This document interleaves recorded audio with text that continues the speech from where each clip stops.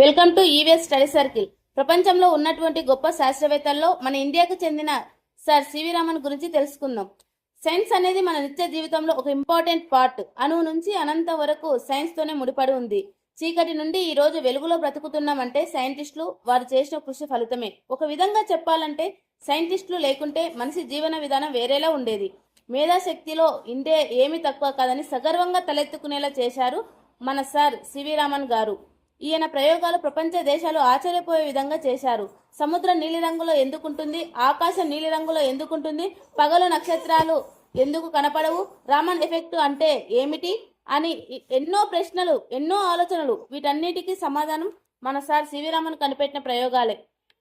కాంతి ఏదైనా ఒక వస్తువుపై పడినప్పుడు చెల్ల చెదురుగా వెదజల్లుతుంది అని రామన్ కనుగొన్నాడు. ఈయన రామన్ ఎఫెక్ట్ కనుగొన్న సంవత్సరం 1928 ఫిబ్రవరి 28.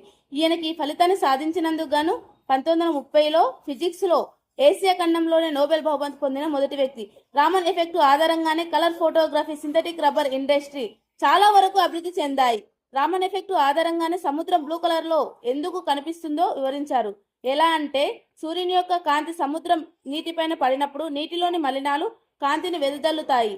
కాంతిని వెదజల్లే క్రమంలో కాంతి 7 రంగులుగా విభజితమవుతుంది.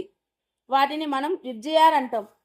1954లో భారత ప్రభుత్వం అతనిని భారతరత్న పురస్కారంతో సత్కరించింది. అతని పరిశోధన ఫలితాన్ని ధృవపరిచిన రోజున భారత సైన్స్ దినోత్సవంగా ప్రభుత్వం ప్రకటించింది.